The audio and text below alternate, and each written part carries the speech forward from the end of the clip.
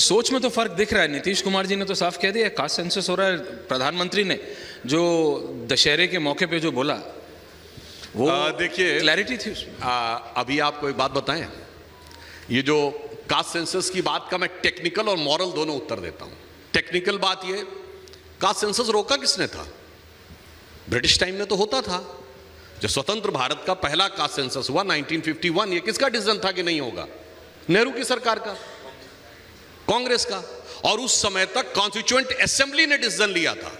52 के चुनाव नहीं हुए थे और ये सबका कलेक्टिव डिसीजन था, जिसमें लोहिया जी भी थे, अंबेडकर जी भी उस समय भारत के लॉ मिनिस्टर थे। और क्या कहा गया था? क्यों नहीं कराएंगे?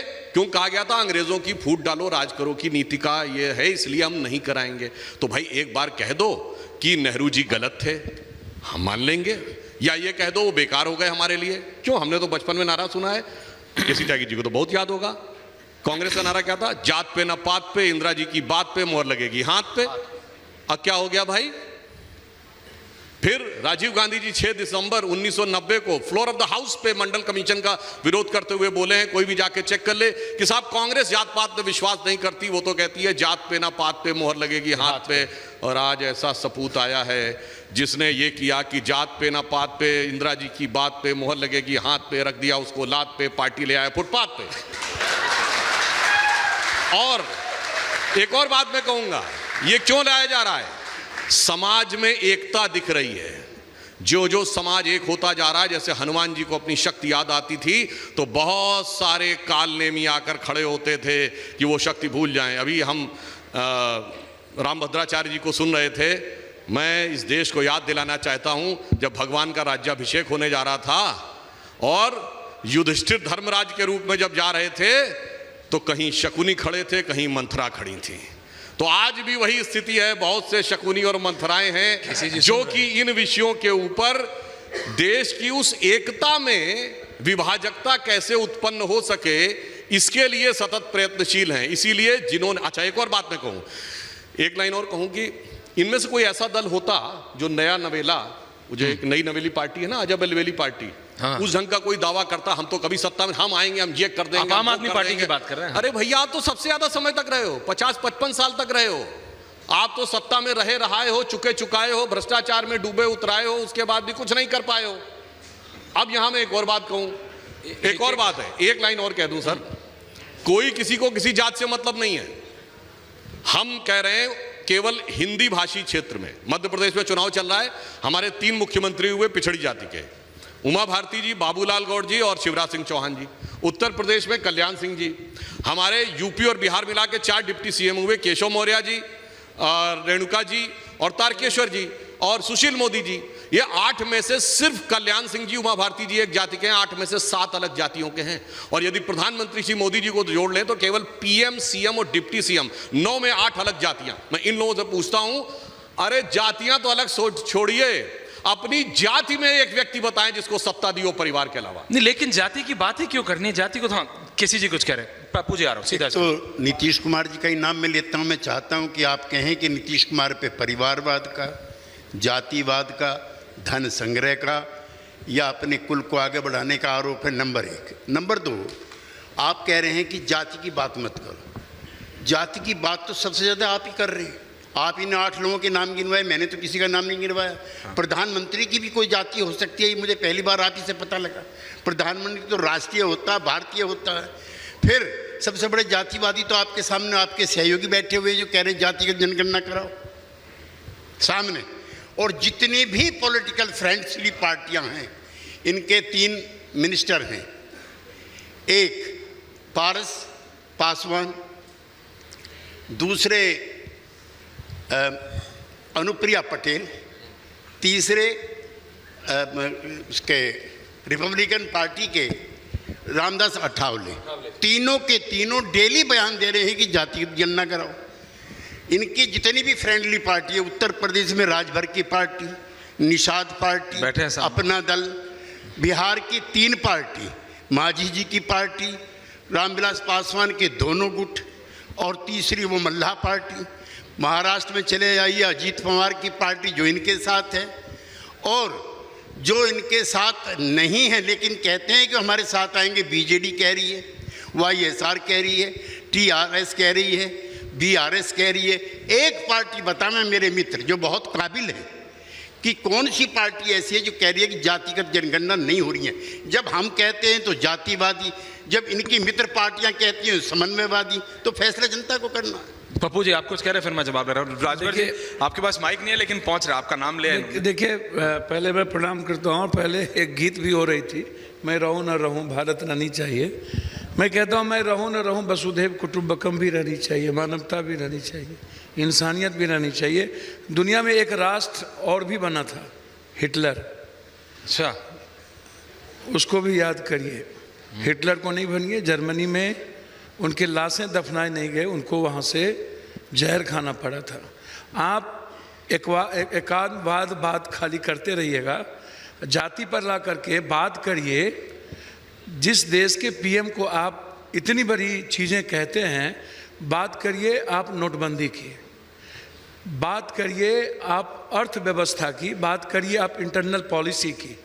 बात आप क्यों नहीं करते हैं कि चाइना आपके कहाँ कहाँ बैठ गए, नेपाल आज आपसे डर नहीं रहा है, श्रीलंका की स्थिति क्या है, वो वहाँ पर अपना चाइना ने अपना PM बांग्लादेश की स्थिति क्या है, वो आपके साथ खड़े नहीं रहना चाहता, भूटान चाइना ने आपका विरोध कर दिया। आप बात बलूचिस्तान की नहीं करते हैं, आप बात फिलिस्तीनी को आप यहाँ ला करके बैठा करके रखे हुए हैं, और जो फिलिस्तीनी आपका विरोधी है और बलूचिस्तान को आप यहाँ पर नहीं ला करके बैठाते हैं। आज इंदिरा गांधी के बांग्लादेश की स्थिति को देखिएगा। आप नेशनल इंटरनेशनल पॉलिसी पर बात क्यों नहीं कर रहे हैं कि जिस देश में सुरक्षा और शांति की बात होती थी। सुधांशु जी बात नहीं कर रहे हैं, मेरी बात तो करिए ना, करिए आप बात। सर आप पहले मेरी बात सुन लीजिए ना पप्पू जी, पूरी आप मेरी बात पूरी सुन लीजिए, पूरी करिए। जिस देश में सुरक्षा और शांति की बात, पीस की बात होती थी, आप उस देश में, आप चाइना को अंडमान निकोबार के बगल में भी, आप चाइना अभी 99% जमीन आप जा करके देखिए बलूचिस्तान में क्या किया। आपकी पॉलिसी, आपसे श्रीलंका ने क्या कहा था 1995 में कि आप कितने पैसे आप हमको दो, आपने कहा हमको वहां बेनिफिट नहीं है, हम उतना लागत नहीं लगा सकते हैं। अंत में चाइना ने उसकी सारी चीजें उसको दी। उन्होंने देश की सुरक्षा का सवाल पर बात किया, उन्होंने बेनिफिट पर बात नहीं किया।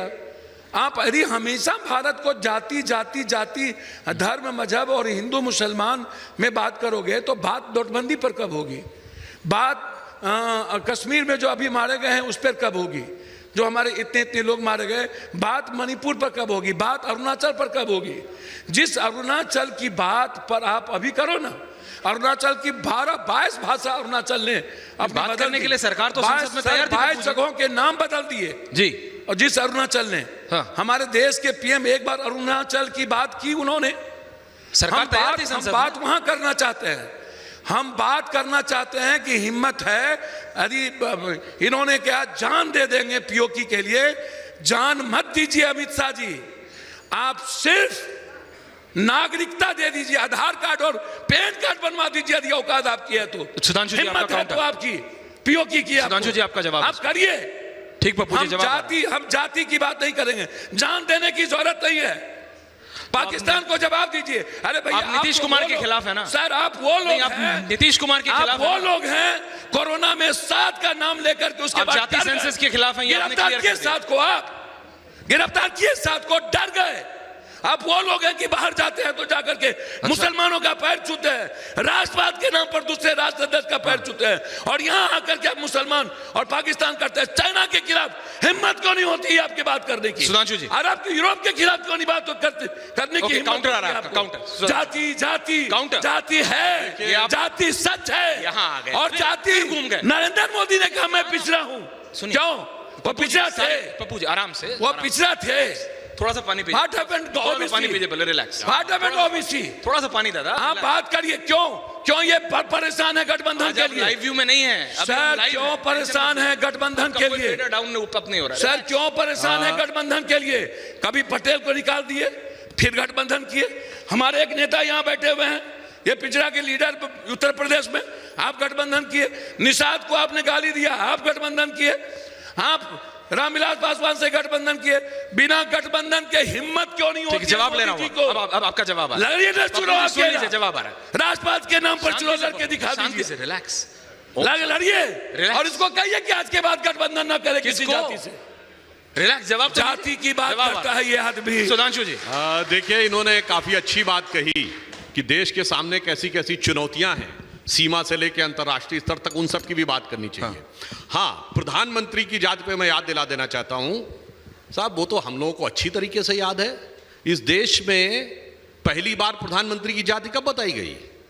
1995 में, जब आप दोनों लोग उसी पार्टी में थे, जनता दल के नेता के रूप में श्री HD देवगौड़ा जन जन के नेता नहीं, समीकरणों के बीच में समायोजन के नेता बनकर प्रधानमंत्री बने थे। तब कहा गया था देश का पहला पिछड़ा प्रधानमंत्री। गलत कह रहा हूं तो मुझे बता दीजिएगा।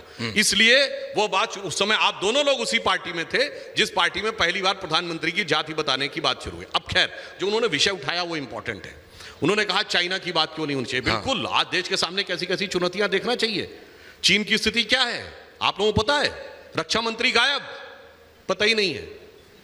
विदेश मंत्री गायब, पता ही नहीं है 2 महीने से। और सुनिए, उसके ऊपर सवाल भी। सुधांशु भाई, आप 10 साल से क्या कर रहे हैं भाई? आप 10 साल पहले गाली देने के लिए बैठे, अपनी बात करिए ना। सुनिए, तो अपनी बात कर रहे हैं तो करिए ना। 10 साल और 5 साल अटल बिहारी वाजपेयी, 15 साल, 16 साल, बात तो होने एक एक करके उनकी बात पूरी जाने क्या बात आप करते हैं? देखिए, बता रहा हूं, बाबूजी केसी जी शांति से बैठे। आपको राजभर जी का नाम 2 बार लिया, क्या वो भी क्या एक बार बोले नहीं। भाई, आपको बता देता हूं ना। अरे भाई, कहां चुके भाई, रिलैक्स, शांति से। देखिए, चाइना के साथ हमने क्या किया है, याद करिए। धारा 370 पे चाइना जमीन आसमान एक कर गया, एक चीज नहीं ला पाया संयुक्त राष्ट्र में।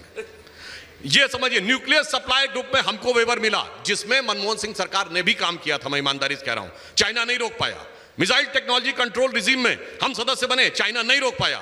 मसूद अजहर को हमने आतंकवादी घोषित करवा दिया, चाइना नहीं रोक पाया। शंघाई कॉर्पोरेशन की मीटिंग में प्रधानमंत्री जी ने आतंकवाद का विषय इंक्लूड करा दिया, चाइना नहीं रोक पाया। G20 समिट हुई, G20 के बाद आपको पूरी दुनिया के देशों ने नकार दी। पूरी हो जाने दीजिए, ऐसे अच्छा नहीं रहता। सर, G20 के बाद पूरी दुनिया के कंट्री ने आपको नकार दिया। आपने बोला, कनाडा पर आपका विरोध किया, कोई बोला, आपने यहाँ कनाडा का सवाल किया, पूरा दुनिया ने आपका विरोध किया। केसी जी आराम से बैठे, कोई नहीं बोला, आराम से, आपके बीच में कोई नहीं बोला। अपने टर्न का इंतजार करिए, फिर जो उचित लगे बोलिएगा। रिलैक्स, केसी जी आराम से बैठे। अब सुनिए, थैंक यू। अब चाइना की स्थिति क्या हो गई? मैं नहीं कह रहा हूं, चाइना का थिंक टैंक कह रहा है, जाके पढ़ लीजिए। वो कह रहा है China is passing through it's most severe diplomatic isolation post Tiananmen square, यानी सबसे बुरी स्थिति में है कूटनीतिक दृष्टि से अलग थलग पड़ने पे। यदि मैं पूछूं इनसे कि आज चीन के साथ कौन से देश खड़े, नाम बताइए। जानते क्या है? 2 देश हैं, नॉर्थ कोरिया और पाकिस्तान। सर, हम और चीन का नक्शा देखिए, इधर है नॉर्थ कोरिया और इधर पाकिस्तान। मोदी जी ने ऐसा झूला झुलाया, North Korea Pakistan, North Korea Pakistan, तीसरा देश नहीं मिल रहा है उनको। सर, और आज स्थिति यह है, सुधांशु भाई, सर आपने, सुधांशु भाई, आपने पूछा ना। अपने टर्न का इंतजार करिए। आ रहा हूं, अपने टर्न का इंतजार करिए। अच्छा नहीं लगता, अपने टर्न का इंतजार करिए। रिलैक्स, शांति से प्लीज। सब लोग अपने सभ्य तरीके से बहस करें। देखिए, मैं सिर्फ ये कह रहा हूं, आज चाइना में डिफ्लेशन है, इकोनॉमी नीचे। वहां की सबसे बड़ी कंपनी रियल एस्टेट के एवरग्रांड बैंकक्रप्ट हो गई। बताइए क्या चाइना की स्थिति है? और वहां की सबसे बड़ी प्राइवेट कंपनी अलीबाबा, जो $29 बिलियन का आईपीओ लेके आ रही थी, उसका मालिक ही गायब हो गया साहब। और सुनिए, उसके बावजूद चाइना प्रेस फ्रीडम इंडेक्स में 30 पायदान ऊपर है भारत से। देखिए कितने गजब के लोग हैं भाई, जहां रक्षा मंत्री गायब, विदेश मंत्री गायब, सबसे बड़ी कंपनी का मालिक गायब, और उसकी कोई न्यूज ही नहीं पता लग रही है, और वो सबसे ऊपर है। और इसलिए मैं कह रहा हूं, आज चीन में स्थिति क्या है? चीन के साथ कौन व्यापार करने की स्थिति में है? पहली बार ऐसा हुआ है, चीन से कोई कंपनी खींचकर भारत आई है। एप्पल पहली कंपनी बनी है जिसने चीन से अपना सिस्टम यहां शिफ्ट किया है। आईफोन 14 बने, 25% भारत में बने। तो हमने चीन को डिप्लोमेटिक, आर्थिक और कूटनीतिक हर मुद्दे के ऊपर। और एक और बात भी इन्होंने एक अच्छी बात कही, एक लाइन और बोल दूं। इजराइल और हमास के बीच में युद्ध हुआ, उसका मूल कारण क्या है? भारत के साथ मिडिल ईस्ट और यूरोप का इकोनॉमिक कॉरिडोर आपकी पॉलिसी तालिबान पर क्या थी? उसकी वजह से आपकी पॉलिसी यूक्रेन पर क्या थी? हाइफा था। इजराइल, आपने तालिबान पर क्या बोला? आप अफगानिस्तान के साथ खड़े हो गए। तालिबान दिल में रहने वालों पर सर, आपके दिल में क्यों नहीं था, तो आपने क्यों नहीं बोला? देखिए चाइना के बारे में अफगानिस्तान के खड़े हो गए, आप फिलिस्तीनी के साथ खड़े हो गए, चाइना के बारे में कभी और डिटेल में बात करेंगे। अभी भारत के बारे में बात कर लेते हैं। इजराइल 2 साल से कर क्या रही थी? बात कर लेते हैं भारत के बारे में। केसी जी, 3 राज्यों में इलेक्शन आने वाला है ना? मध्य प्रदेश, छत्तीसगढ़, राजस्थान। अलायंस जो विपक्ष है वो बहुत कॉन्फिडेंट है। और तीनों स्टेट में सिचुएशन अलग अलग है। राजस्थान में कांग्रेस में भी लड़ाई है, बीजेपी में भी लड़ाई है। मध्य प्रदेश में बीजेपी माने ना माने प्रॉब्लम ऑफ एम्पल है। छत्तीसगढ़ में लीडरशिप नहीं, विपक्ष कहता है कि यही हमारा फायदा है कि बीजेपी की जो एब्सेंस ऑफ स्टेट लीडरशिप है, जो क्षेत्रीय राजनेता उनके इतने उभर के नहीं है, इसलिए हम जीत जाएंगे। लेकिन सचमुच आपको लगता है कि 18 साल के मुख्यमंत्री शिवराज सिंह चौहान को आप मध्य प्रदेश में हरा पाएंगे? अशोक गहलोत और सचिन पायलट की लड़ाई के बावजूद आप राजस्थान में जीत पाएंगे? सर, पहले मैं अपने विद्वान मित्र सुधांशु जी के 2 सवालों का जवाब देना चाहता हूं जी, और सुधांशु जी से भी पूछना चाहता हूं अपनी जानकारी के लिए, चूंकि मेरे से ज़्यादा विद्वान। अच्छा, इंडिया का नंबर 1 इकोनॉमिक पार्टनर कौन है दुनिया में? भारत की जो अर्थव्यवस्था है उसका सबसे मुख्य प्रयोग, सबसे ज़्यादा जो करीबी इकोनॉमिक फ्रेंड है वो कौन है? चाइना। आपकी जानकारी के बल में मेरे से ज़्यादा विद्वान है। हिंदुस्तान जो है सबसे बड़ा जो उसका इकोनॉमिक पार्टनर दुनिया में चाइना है, इकोनॉमिक मामले में नंबर 1। ये आपने कैसे कहा है सर? 4 चाइनीज कंपनीज के नाम बताइए। नहीं, सरकारी आंकड़े बता रहा हूँ मैं, और आपको अलग से भी दे दूंगा, उसमें आप मत। नंबर 1। नंबर 2, अरब इजराइल युद्ध पर एक लेख भी मैं आपका देख रहा था। 1948 में इजराइल बना है। महात्मा गांधी ने उस समय कहा था, महात्मा गांधी को मानते हो तो उनकी एक बात कोट कर देता हूं कि जैसे ब्रिटेन ब्रिटिशर्स का, नाथूराम गोडसे को मानते हैं, गांधी को नहीं मानते। पप्पू जी ऐसा मत कीजिए प्लीज, थैंक यू। जैसे ब्रिटेन ब्रिटिशर्स का है, फ्रांस फ्रांसीसियों का है, ऐसे ही फिलिस्तीन फिलिस्तीनियों का, Mahatma Gandhi father of the nation, उसका कहा हुआ। नंबर 1। नंबर 2, 1942 से पहले, आप मेरे ज़्यादा पढ़े हुए, मैं बार बार कह रहा हूँ आपसे, इजराइल का कोई जन्म नहीं था। It was a British colony. जब अंग्रेज जाने लगे तो उन्होंने इसको एक अलग मुल्क के रूप में मान्यता दी। उस समय 25,000 की आबादी थी और फिलिस्तीनियों की आबादी थी 16 लाख। उस समय 72% ज़मीन पर कब्जा था फिलिस्तीनियों का, आज सिर्फ 7%। यूएन के 6 रेजोल्यूशंस हैं जिसमें इंडिया भी शामिल है। 2014 से पहले भी इंडिया था, वैसे आप तो 2014 के बाद का इंडिया मानते हैं। और अटल बिहारी वाजपेयी जी, जो हमारे, आपके नहीं, मेरे भी प्रिय नेता अटल बिहारी वाजपेयी, उन्होंने यूएनओ में और रामलीला मैदान में, उसका कैसेट मेरे पास है, मैं आपको भिजवा दूंगा, कि किसी को इस बारे में शक शुबा करने की ज़रूरत नहीं है कि हम द गवर्नमेंट ऑफ इंडिया इस सवाल पर फिलिस्तीन के साथ हैं और उनकी जो ज़मीन इजराइल ने छीनी है वो वापस होनी चाहिए।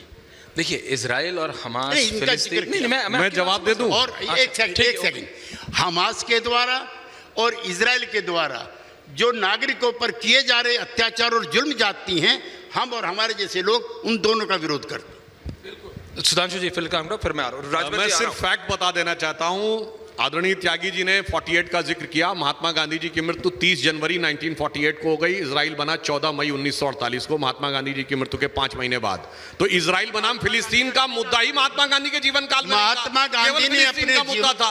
अरे भाई, जब इजराइल बनेगा तब इजराइल वर्सेस फिलिस्तीन आएगा ना। इजराइल के बनने की चर्चा चल रही है। नहीं, दूसरा, इस सवाल पे मैं आपको गलत साबित करूंगा। सर, जब इजराइल का अस्तित्व ही नहीं था, इजराइल की चर्चा चल रही थी, इजराइल की चर्चा चल रही थी। अर्णव जी बताइए, आप तो हम दोनों से ज्यादा विद्वान हैं। सर, और चेक कर लो, और फैक्ट बता दें। दूसरा सिर्फ फैक्ट बोलूंगा और कुछ नहीं। आपने कहा अटल बिहारी वाजपेयी जी जब विदेश मंत्री थे उस समय उन्होंने जाके बोला 1977 में, पहली बात, विदेश मंत्री अपने प्रधानमंत्री को रिप्रेजेंट करता है। फिर ठीक है, जमीन कब्जाई की बात थी, मगर आप भूल गए सर, उसके बाद तो 1978 में कैंप डेविड अकॉर्ड हुआ जो 1980 में लागू हुआ। उसके बाद इजिप्ट का सिर्फ गाजा स्ट्रिप ही नहीं, सिनाई डेजर्ट भी इजराइल के पास था, जो इजराइल के एरिया का 4 गुना था, वो उसने लौटा दिया। इजिप्ट ने उसको मान्यता दे दी और गाजा स्ट्रिप उनके पास छोड़ दी। ये 1980 में उसके बाद हुआ मान्यवर। तो ये पूरी बात बोलिए ना, पूरा इजिप्ट ने मान्यता दे दी, पूरा पड़े। सुनिए, गाजा इजिप्ट का था और सिनाई इजिप्ट का था। उस इजराइल के साथ इजिप्ट ने समझौता किया 1980 में कि सिनाई हमको दे दो और गाजा आप अपने पास रख लो। भैया, उनमें समझौता हो गया, मगर यहाँ मारामारी मची हुई है। नहीं, गलत कह रहे हैं आप। एक तो मैं आप पे इससे बहस करूंगा और अर्णव जी को बिचौलिया बनाऊंगा इसमें। महात्मा गांधी का ये स्टेटमेंट अगर नहीं हुआ तो मैं सार्वजनिक जीवन से संन्यास ले लूंगा। नंबर एक, बहुत बड़ी बात कह रहा हूँ। महात्मा गांधी ने अपनी मृत्यु से पहले जब इजराइल के बनने की बात चल रही थी, ये बयान दिया। महात्मा गांधी का बयान कोई ऐसा वैसा बयान नहीं है। नंबर एक, 1966 में एक युद्ध हुआ है, उसका नाम है 6 डे वॉर। बिल्कुल 67 में 5 से 11 जून 1967। 6 डे वॉर, उसमें इजराइल ने लेबनान की भी, इजिप्ट की भी और सीरिया की भी और फिलिस्तीन की भी तो कब्जा किया ही हुआ था, सब पर कब्जा किया हुआ था। मैं यूएन का रेजोल्यूशन भी आपको और अरुणा जी को दोनों को भिजवाऊंगा जी, जिसमें पूरे विश्व ने unanimous, including America, including Europe, ये प्रस्ताव किया है कि जो जमीन इजराइल ने छीनी है सीरिया से, इससे और मिस्र से और लेबनान से, वो वापस की जाए। आज तक वापस नहीं की। तो वो तो सबसे बड़ा आतंकी तो इजराइल इस मामले में हो गया कि यूएन के रेजोल्यूशन को भी नहीं मानता हो। त्यागी जी, आप डिबेट में आना तो शुरू कीजिए, आप अर्नब जी के साथ करिए, रोज पूछिए। आप आते नहीं वहां, बोलते हैं मैं व्यस्त हूं, आज मेरे को मीटिंग करना, आप करते। लेकिन एक सेकंड, वैसे एक लाइन अगर अनुमति हो, नहीं मैं कह रहा हूँ, चीन की बात हो गई, इजराइल की बात हो गई, हमास की बात हो गई, एक लाइन बोल दो, की भी कर बाकी हम लोग अपना पक्ष प्रतिपक्ष की भी कर लो, हम अपना पक्ष प्रतिपक्ष रखते रहेंगे। मगर इजराइल 1948 से बना, 75 साल में विकसित देश बन गया। आज कोई पश्चिमी देशों की रिश्तेदारी नहीं है इजराइल से, मगर टेक्नोलॉजी में वो इतना आगे है कि टेक्नोलॉजी की जरूरत पड़ती है। बताइए, उसके पास आयरन डोम है, उसने रेगिस्तान में एग्रीकल्चर करके दिखा दिया, और दूसरी तरफ वो लोग हैं 75 साल से जो नीचे गटर के पाइप में से मिसाइल बना रहे हैं। आप तक देख के आप सोचिए 75 साल में वो कहां पहुंचा और वो कहां पहुंचे, ये भी सोचिए। कारण क्या है?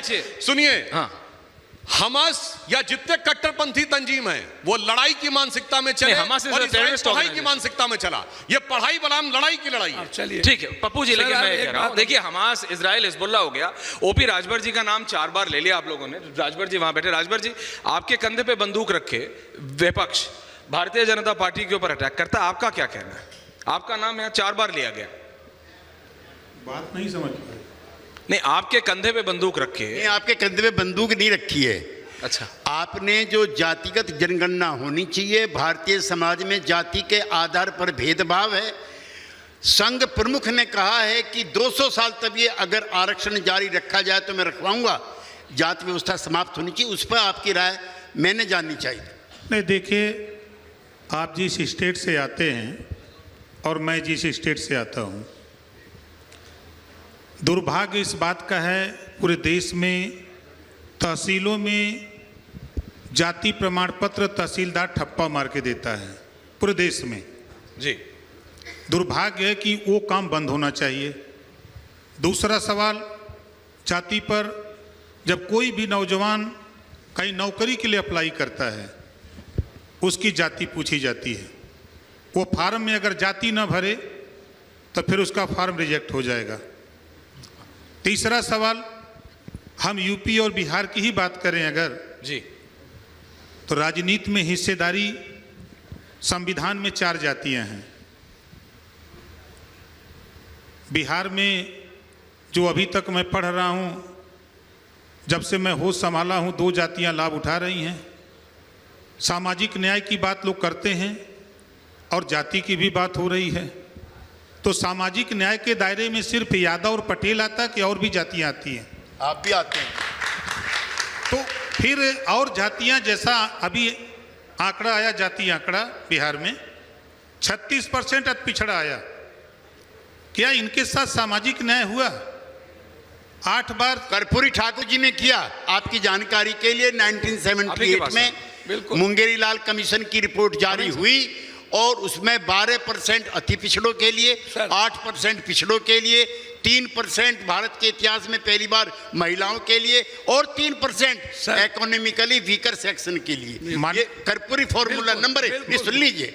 नंबर 2, नीतीश कुमार ने उसको एनरिच किया। नंबर 3, 2017 में जस्टिस रोहिणी कमीशन बना है राज्यभर जैसी अति पिछड़ी जातियों की संख्या आइडेंटिफाई करने के लिए और उनके एम्पावरमेंट के लिए।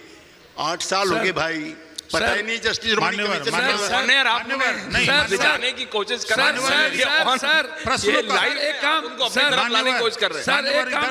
बोलिए सर, बोलिए। मैं एक रिक्वेस्ट, भैया पप्पू जी छोड़ दीजिए जात, बड़े भैया पप्पू जी, वो कम से कम राजभर जी की भी सुन लीजिए। सर आप हमसे बहुत तगड़े हैं महाराज, आप ही की बात हम कमजोर हैं। ये आप ही की बात कर रहे हैं। आप लोगों ने कमजोर सर, मैं बना के 36% रखा, इस नाते हमारी बतिया सुन लीजिए। 36% वेतन पिछड़ों की बात मैंने सवाल जो शुरू हुआ, सामाजिक न्याय के दायरे में दो जातियां आई, तीसरी जाति को मौका क्यों नहीं, पहली चीज।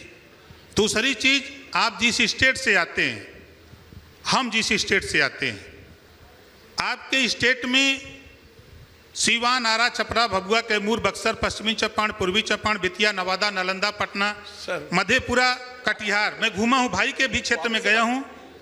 आज तक राजभर को राजनीतिक भागीदारी, रजवार को राजवंशी को क्यों नहीं, चलिए क्यों नहीं मिला? मैं लंबे समय लाइन नहीं- ऐड करूंगा। भैया मान्य, भैया पप्पू जी, भैया मैं एक पप्पू। मिनट सर, मैं एक बात कहना चाहूंगा सर।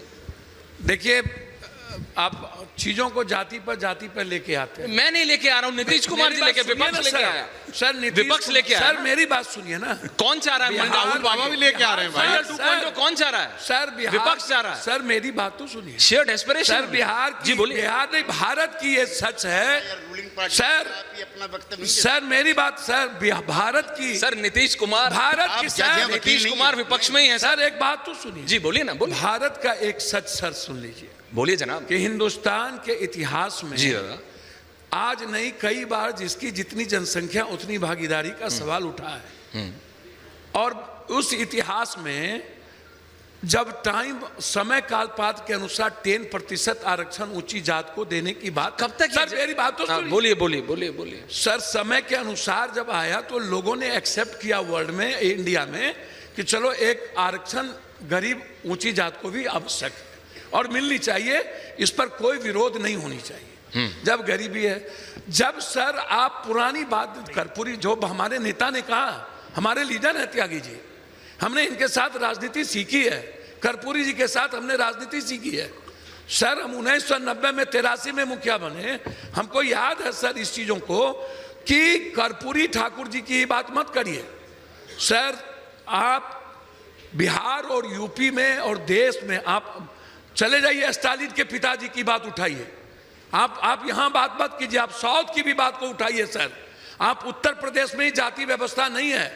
भाजपा जब इतनी बड़ी बात करती है तो महबूबा जी के साथ अलगाववादी राजनीति में ये हिस्सेदार और भागीदार थे या नहीं? जबकि उन्होंने अपनी गलती मानी। सर वही बात मैं बता रहा हूं। सर मेरी बात पहले सुनिए, और दूसरी बात मैं इनसे करना चाह रहा हूं, ममता दीदी के साथ भी थे, ये जयललिता जी की भी साथ थी। इन्होंने जिस तरीके की राजनीति सभी जगह की, जाति जनगणना के आधार पर, इन्होंने जाति के आधार पर की। आज यदि मुख्तार अंसारी जी के बेटे इनके साथ गठबंधन में है ना, तो इनके साथ सभी लोग गठबंधन में रहे, सभी तरह की चीजें रहे, चलेगा।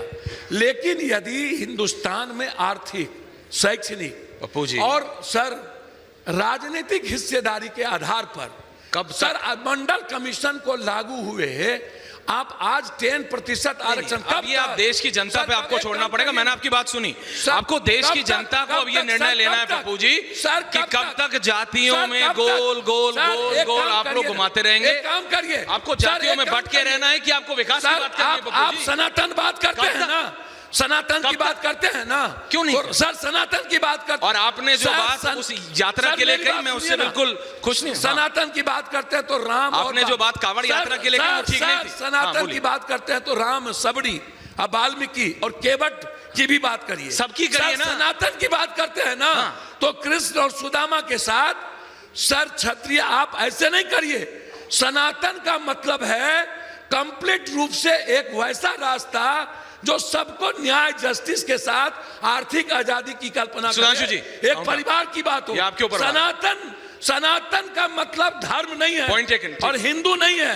सनातन का मतलब है वसुधैव कुटुंबकम।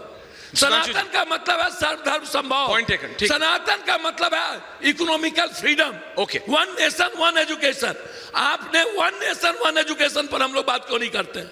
हम वन वर्क पर बात क्यों नहीं करते हैं? सुधांशु जी, सर हमेशा जाति सच है, और उसको आप एक काम करिए, आप उसको नकार नहीं रहा है, लेकिन उसको कुरेदना नहीं है। आप 10% है ना, जिसकी जितनी भागीदारी है हिंदुस्तान में, आप सीएम दे दीजिए। ठीक है पप्पू जी, ओके। आप दे दीजिए पीएम। आपने अपना पॉइंट रखा सर, बढ़ने दीजिए उसको। आपने अपना पॉइंट रखा, जनता को डिसाइड करने पत्रकार में, जनता को डिसाइड करने आप दे दीजिए जज, जनता को डिसाइड आप दे दीजिए जज, जनता को डिसाइड करने दीजिए। सर जनता डिसाइड तो कर ही देगी। देखिए, सुधांशु जी, आज तक जाती आई है, दे दीजिए मैं जज। एक बात में जो ओम प्रकाश राजभर जी ने कहा, उनकी एक बात में ऐड करना चाहूंगा और क्या त्यागी जी से रिक्वेस्ट करना चाहूंगा, क्योंकि बिहार में इनकी सरकार है, तो जातिगत सर्वे के साथ साथ वो आंकड़ा भी प्रस्तुत करें कि इतने सालों में किस जाति को, चाहे class 4, class 3, class 2, class 1 IAS, तो गुजरात से शुरू। और सुनिए, बिहार ने किया है ना, और बिहार में MLA MP तक का इतिहास है सर। कितनी पिछड़ी जातियों को बिहार में दिया है, इसका आंकड़ा प्रस्तुत करना चाहिए। वार्ड के अच्छा हिस्से नहीं में लगा। कर्पूरी जी ने अच्छा जो नहीं लगता। आरक्षण दिया ना,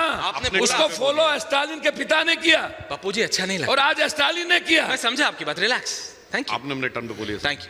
तो मेरा सिर्फ ये कहना है, उसका भी आंकड़ा प्रस्तुत करिए। जैसे उन्होंने कहा किस जाति को कितना मिला, 6000 जातियां मानी जाती हैं मंडल कमीशन के अनुसार। पिछड़े वर्ग में 3300 कुछ जातियां हैं, 3300 कुछ में 30 तो बता दीजिए जिनको आपने प्रतिनिधित्व दिया हो, तब हम माने, तब समझ में आएगा जिसकी जितनी संख्या बारी उसकी उतनी भागीदारी, या किसने किसकी हिस्सेदारी में से भांजी मारी, ये भी दिखाई पड़ेगा, तब साफ समझ में आएगा। सर, आपके पास कर्पूरी ठाकुर जी जी, मैं एंडिंग कमेंट्स के लिए नहीं आ पाऊंगा। गलत बात है, एक भी ऐसे दलित क्या गलत बात है? एक आप भी बोल नहीं रहे है थे, सर, एक भी दलित सीएम आपने नहीं दिया सर। पप्पू जी, अरे क्या बात कर रहे हैं? सर, आप उठाइए ना, सुन भाई। क्यों? सर, आपने नहीं दिया भैया। शांति से रिलैक्स। सर, 20 से 23% दलित है, एक भी आपने नहीं दिया। पे बोलिएगा आप अपने टाइम। पूरे हिंदुस्तान में आपने एक दलित सीएम नहीं दिया। देखिए मैं फिर एंडिंग पूरे हिंदुस्तान में आपने एक अत्यंत पिछड़ा नहीं दिया। शांति से जनता को डिसाइड आप करने एक आदिवासी सीएम नहीं दिए। हम यहाँ अरे आदिवासी राष्ट्रपति बनाया, क्या बात अरे कर रहे हैं? क्या बात, आदिवासी क्यों बना दीजिए? स्टूडेंट क्यों बना रहे हैं? आपने तो आदिवासी और महिला का होना चाहिए, जिसका हिसाब नहीं है, मुसलमानों का आप होना पीएम बना चाहिए। दीजिए आदिवासी।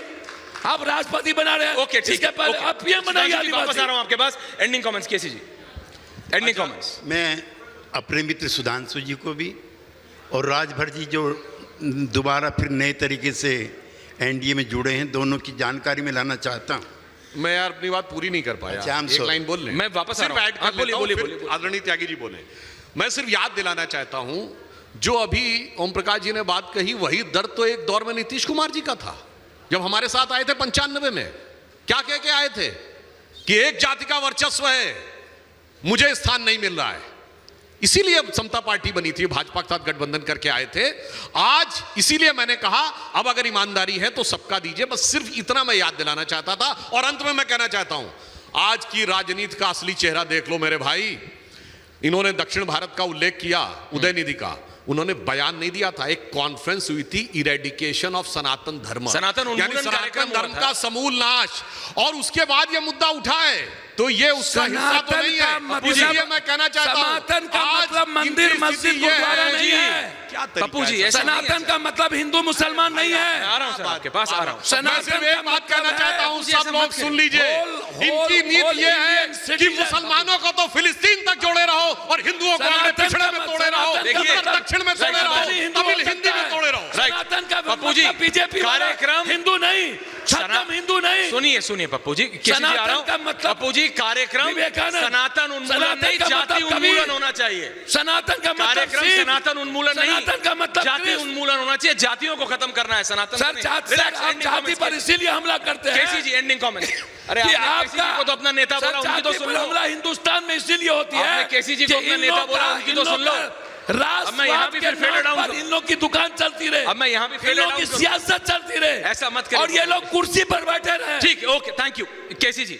जाति जाति केसी जी, सर, केसी जी, जाति को केसी जी, लाइए, ending पीएम comment। बनाइए। KC Tyagi ji ending comments. Thank you Pappu ji, relax. Sudhanshu ji, आपके विचार अच्छे हो सकते हैं, लेकिन कौन सी ऐसी पार्टी है जिन पर आरोप लगाते हो आप, उनके साथ आपने काम ना किया? पीडीपी है। अर्णव जी को मैं गवाह बनाता हूँ, चूंकि पढ़े लिखे आदमी है। आप नहीं